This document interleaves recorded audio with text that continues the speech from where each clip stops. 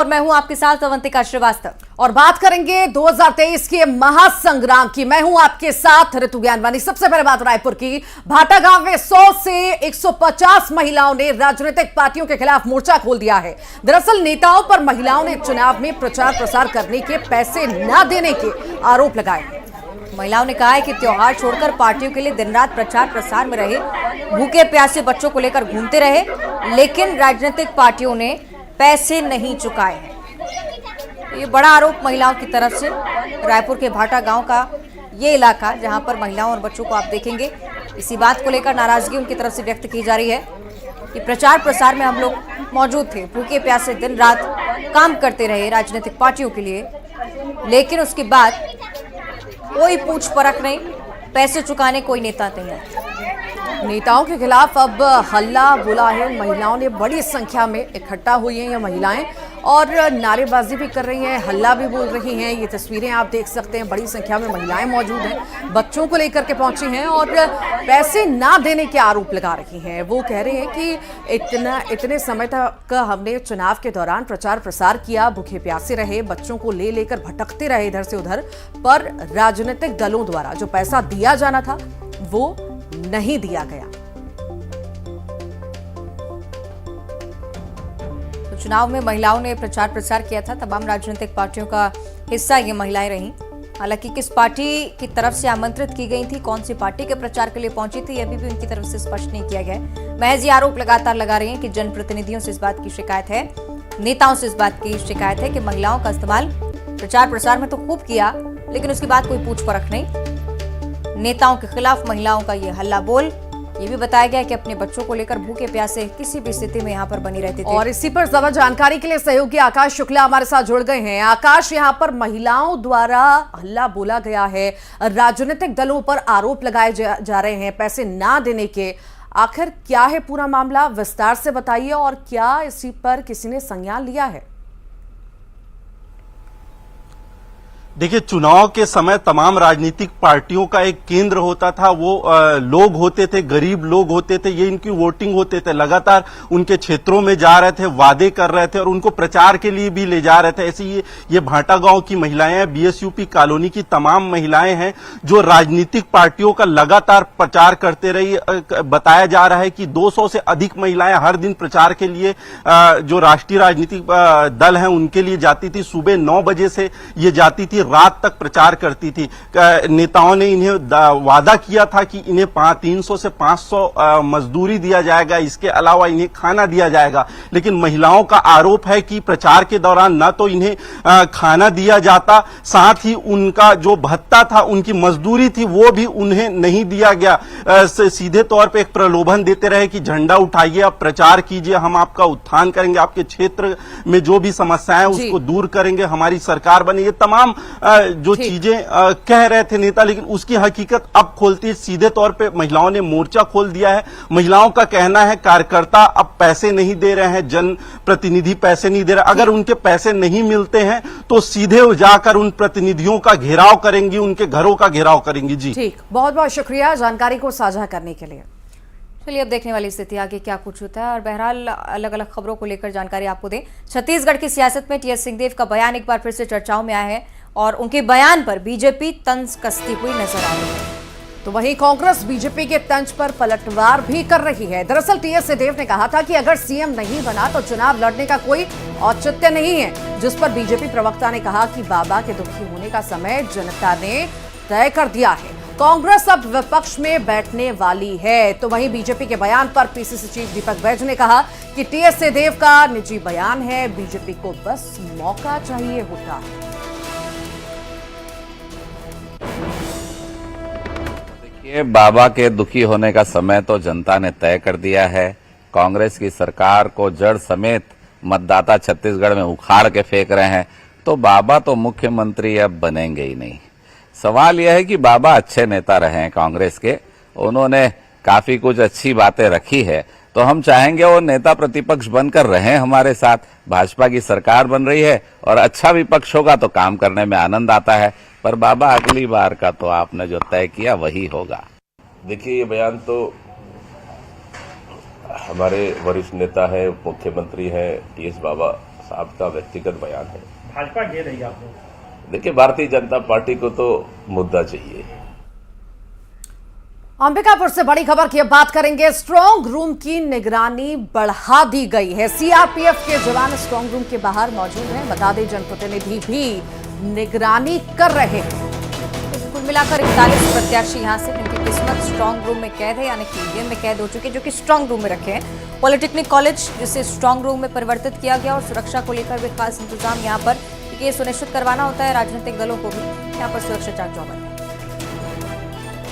इस वक्त मैं पॉलिटेक्निक कॉलेज में बने स्ट्रांग रूम में मौजूद हूं और मेरे पीछे देख रहे हैं सुरक्षा व्यवस्था के तमाम इंतजाम हैं। सीआरपीएफ के जवानों की यहां पर तैनाती की गई है। इसके साथ ही जनप्रतिनिधि भी निगरानी यहां पर कर रहे हैं। हमारे साथ भाजपा से आलोक दुबे हैं और उनसे जानेंगे किस तरह के यहाँ पर निगरानी कर रहे हैं आप लोग।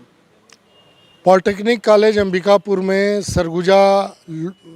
सरगुजा के 3 विधानसभा के स्ट्रांग रूम बनाए गए हैं। सीतापुर, लुंड्रा और अंबिकापुर, इस तीनों विधानसभा के पूरे ईवीएम मशीन 3 बड़े बड़े हॉलों में सील किए गए हैं।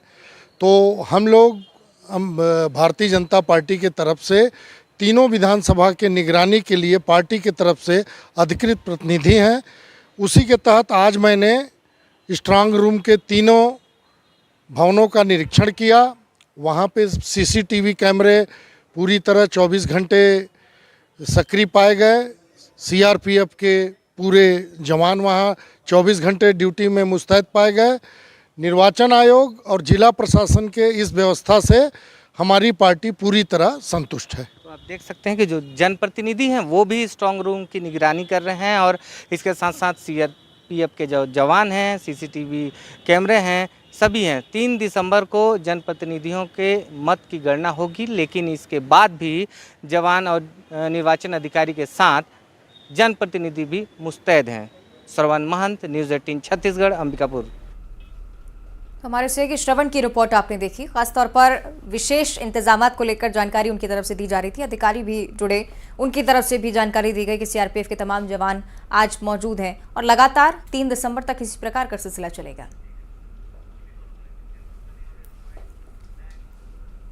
और अब रायपुर से अगली बड़ी खबर, जहां कांग्रेस की समीक्षा बैठक हुई और इस बैठक के ठीक बाद बयानबाजी का दौर शुरू हुआ है। बीजेपी प्रवक्ता और दीपक बैज आमने सामने आ चुके हैं। बैठक में कांग्रेस की अंतर्कलह सामने आई है। बीजेपी की तरफ से कहा जा रहा है परिणाम आने से पहले सिर्फ उठब्बल लगातार चल रही है। केदार गुप्ता के बयान पर पीसीसी चीफ ने कहा है, हमारे प्रत्याशियों ने बेहतर चुनाव लड़ा। 75 सीट जीतने का दावा भी उन्होंने किया। हम लोग तो देख रहे हैं कि कांग्रेस में कितना अंतरकलह, जो हम कहते थे अंतरकलह है, पार्टी कई टुकड़ों में बंट चुकी है, वो देख रहे हैं कांग्रेस की समीक्षा 2 दिनों से। और मुझे लगता है कांग्रेस की समीक्षा ही छत्तीसगढ़ का एग्जिट पोल है, जो बता रहा है कि कांग्रेसी तो जनता ने तो ठुकरा दिया और ये आपस में भी लड़े हैं, तो इनका सर्वनाश सत्यानाश तय है और भाजपा का कमल खिलेगा।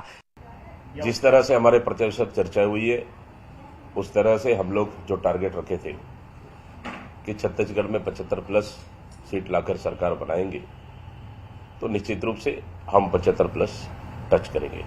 हाँ, कुछ शिकायतें भी आई है, कुछ प्रत्याशियों ने शिकायत किए, कुछ जिला अध्यक्षों ने शिकायत किए, इस तरह शिकायतें आई है। तो उन शिकायतों को भी पार्टी ने गंभीरता से लिया है और आने वाले समय में उन शिकायतों पर कुछ परीक्षण कराएंगे, जांच कराएंगे। छत्तीसगढ़ में 17 नवंबर को दूसरे चरण का मतदान संपन्न हो गया। प्रदेश के 50 विधानसभा सीटों पर महिलाओं ने बढ़ चढ़कर वोटिंग की और पुरुषों के मुकाबले ज्यादा मतदान किया। और अब महिलाओं के बम्पर वोटिंग के बाद बीजेपी कांग्रेस एक बार फिर से आमने सामने। एक तरफ बीजेपी प्रवक्ता केदार गुप्ता कह रहे हैं कि कांग्रेस की सरकार में महिला और युवाओं को खूब प्रताड़ित किया है, यही वजह है कि कांग्रेस को सत्ता से बेदखल करने के लिए महिलाओं ने बढ़ चढ़कर वोटिंग की है। आंकड़े भी बता रहे हैं कि बीजेपी की सरकार आने वाली है। और दूसरी तरफ कांग्रेस पीसीसी चीफ दीपक बैज, उनके इस दावे को नकार दिया है। कहा है कि महिलाओं के लिए हमारी सरकार ने कई वादे पूरे किए हैं, सरकार आने का ये संकेत है। यही वजह है कि महिलाओं ने कांग्रेस को आगे आकर वोट दिया, ये दावे किए। क्या कुछ कहा है, आइए सुनते हैं। देखिए, कांग्रेस के भूपेश बघेल के शासनकाल में 5 वर्षों में सबसे ज्यादा कोई प्रताड़ित रहा है तो महिलाएं रही है, नारियां रही है और युवा रहे हैं।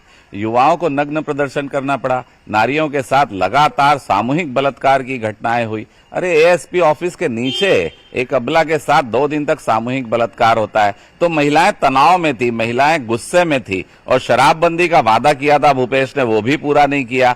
तो ये तनाव के चलते, और भारतीय जनता पार्टी ने कहा कि नारियों का सम्मान करेंगे, वंदन करेंगे, 12,000 रुपए के आर्थिक सहयोग और नारियों की सुरक्षा करेंगे, सम्मान करेंगे, उसको लेकर नारियों ने बढ़ चढ़कर भाजपा को वोट किया है, युवाओं ने वोट किया है। और अब नारियों का सम्मान होगा, सुरक्षा होगी, भारतीय जनता पार्टी की सरकार बनेगी, ये बात तय है। सिर्फ 50 सीटों पे नहीं है, मैं तो बोलता हूं पहला चरण से बस्तर से लेकर सरगुजा तक अगर आप देखेंगे, छत्तीसगढ़ में महिला मतदाताओं की लाइन सबसे ज्यादा लंबी थी और ईमानदारी के साथ वोट किए हैं और लाइन लगाकर खड़े रहकर वोट किए हैं। इसका मतलब सीधा सीधा साफ है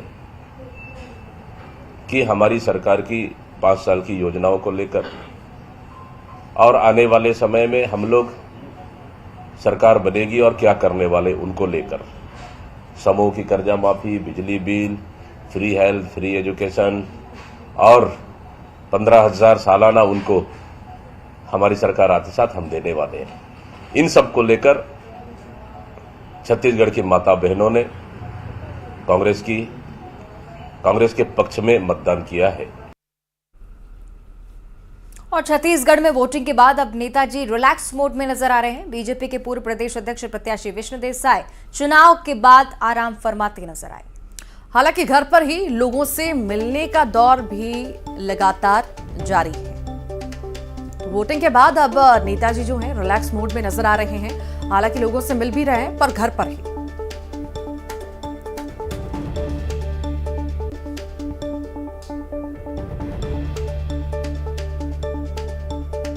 विधानसभा चुनाव खत्म हो चुका है और कई दिनों की चुनावी भागदौड़ के बाद अब जो प्रत्याशी हैं वो आराम कर रहे हैं। कुनकुरी विधानसभा से जो भाजपा के प्रत्याशी हैं, भाजपा के राष्ट्रीय कार्य समिति के सदस्य विष्णु देसाई, वो भी चुनाव के बाद अब घर पर आराम से हैं और चुनाव खत्म होने के बाद वो किस तरीके से अपना समय बिता रहे हैं हम उन्हीं से जानते हैं।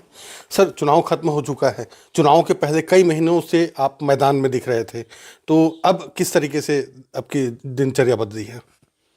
देखिए, वैसे तो हम हमेशा लोगों से जुड़े रहने वाले व्यक्ति हैं और चुनाव डिक्लेयर नहीं हुआ था उससे पहले भी लगातार पार्टी के कार्यक्रमों में जनता के बीच में रहे। और जब चुनाव की घोषणा हुई और प्रत्याशी भारतीय जनता पार्टी ने बनाया तो लगातार कुनकुरी विधानसभा क्षेत्र में लोगों से संपर्क में रहा। मतलब रोज़ सोने में 12-1 बज जाता था और सवेरे भी जल्दी उठना पड़ता था, कहे कि अगले दिन और लोगों के बीच में जाना होता था। लेकिन अभी चुनाव संपन्न हुआ है तो विगत रात पहली बार थोड़ी पूरी नींद लिए हैं और आज हम छठ में जाएंगे। अभी छठ पूजा चल रहा है तो छठ की भी सभी लोगों को बहुत बहुत बधाई, शुभकामनाएं। सर, सुबह कितने टाइम उठ रहे हैं अभी सोकर और दिन भर की दिनचर्या क्या होती है? नहीं, पहले तो 6 बजे उठ जाते थे, लेकिन आज पहली बार 1 घंटा बाद में 7 बजे उठे हैं। और फिर दिनचर्या तो वही है, नहाना धोना, पूजा पाठ करना, लोगों से मिलना जुलना। लोग तो आते ही रहे हैं ना, चुनाव संपन्न हो गया उसके बाद भी दिन भर लोगों का आवाजाही लगे रहता है, तो उनसे मिलना बैठना, उनका फीडबैक लेना, ये सब चलते रहता है। बिलासपुर से बड़ी खबर की अब बात करेंगे। रेलवे स्टेशन पर शव मिला है। संदिग्ध अवस्था में व्रत का शव मिलना बताया जा रहा है। शव देख यात्रियों में हड़कंप भी मच गया। मौके पर फिलहाल जीआरपी की टीम पहुंची है और मामले की जांच में जुटी हुई है। तो ये बड़ा मामला अपने आप में, और पहलू क्या रहा है इस पूरे मामले का, ये तफ्तीश का विषय रहेगा।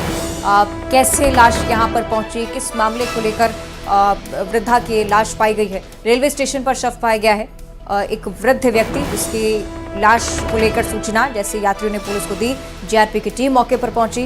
मौके की इस तस्वीरें भी हम आपको लगातार दिखा रहे हैं। हालांकि यात्रियों में सनसनी इसलिए भी कि अगर वारदात से जुड़ा हुआ ये मामला होता है तो निश्चित तौर पर एक गहन तफ्तीश की, पूछताछ की जरूरत होगी। बिलासपुर से बड़ी जानकारी। रेलवे स्टेशन पर शव पाया गया, संदिग्ध अवस्था में मिला, इसलिए कई सारे सवाल। और अब कोरबा की घटना का जिक्र करेंगे, जहां लगातार सांप निकलने के मामले सामने आ रहे हैं। एक बार फिर से बोरा व्यापारी के घर पर अजगर मिलने से हड़कंप मच गया है। और सूचना के बाद वाइल्ड लाइफ रेस्क्यू की टीम लंबी मशक्कत के बाद सांप को पकड़ने में कामयाब रही। वाइल्ड लाइफ रेस्क्यू टीम प्रमुख ने बताया कि ठंड के मौसम में सांप अक्सर धूप सेंकने के लिए बाहर नजर आते हैं। ये तस्वीरें अजगर मिलने से हड़कंप मचा है। कोरबा की हम बात कर रहे हैं। बोरा व्यापारी के घर में 8 फीट लंबा अजगर मिला है। में आज अजगर सांप निकला और भैया आज जितेंद्र सारथी जी रेस्क्यू किए और उसके वजह से मेरे घर में से बहुत बड़ा खतरा जो था वो टल गया सर। और निश्चित तौर पे एक आम आदमी सांप देखते ही डर जाता है, तो उन्होंने तत्काल हमें सूचना दिया कि हमारे घर कंपाउंड में एक सांप बैठा हुआ है, जो कि हमें काफ़ी डर लग रहा है और हमारे घर पे मवेशी भी है, बच्चे भी है। जिसके बाद हम मौके स्थल पे पहुंचे और उसको सुरक्षित रेस्क्यू किया। निश्चित तौर पे ऐसे समाज के लोगों को जागरूक होना अति आवश्यक है, जो इन जीवों को बचाने पे आगे आते हैं। और मेरा यही निवेदन रहेगा पूरे कोरबा के लोगों से कि आप जब भी कभी सांप दिखे या वन्य जीव दिखे, उनको मारे भी नहीं और साथ ही उसको छेड़खानी भी ना करें। हमारा काम रहेगा उन जीवों को सुरक्षित करना और आप लोगों की जान बचाना। जशपुर की बात करते हैं, जहां पर जगन्नाथ मंदिर में चोरी हुई है। दान पेटी से हजारों रुपए की चोरी होना बताई जा रही है। 50,000 से ज्यादा रुपयों की चोरी हुई है। मंदिर का ताला तोड़कर दान पेटी उठाकर चोर ले गए। सामुदायिक केंद्र और पंचायत भवन में भी चोरी का प्रयास चोरों की तरफ से हुआ। मामले की जानकारी पुलिस की तरफ से लगातार जुटाई जा रही है। कोशिश की जा रही है कि पता चल सके कि कौन इस वारदात में शामिल रहा। और अपने आप में ये बड़ा मामला इसलिए भी क्योंकि कुछ और जगहों पर चोरी का प्रयास हुआ है। जब कहीं सफलता हाथ नहीं लगी तो मंदिर में दाखिल हुए चोर दान पेटी से 50,000 रुपए लेकर फरार हो गए। तस्वीरें हम आपको दिखा रहे हैं। मंदिर का ताला तोड़कर मंदिर में चोरी के प्रयास के लिए पहुंचे थे। सामुदायिक केंद्र और पंचायत भवन में भी चोरी का प्रयास पहले कर चुके हैं। इलाके में सनसनी, चोरी की इतनी बड़ी वारदात हुई।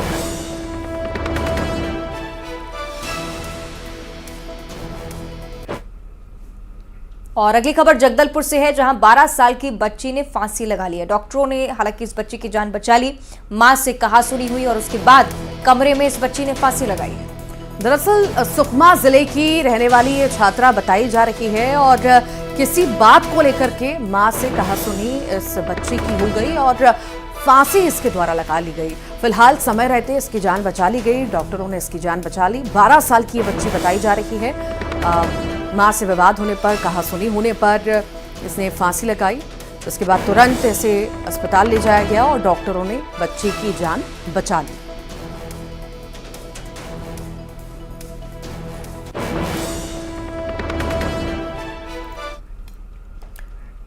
और आइए अब देखेंगे खबरों का 2020। जगदलपुर में 12 साल की बच्ची ने लगाई फांसी। मां से कहासुनी पर कमरे में लगाई फांसी। डॉक्टरों ने बचा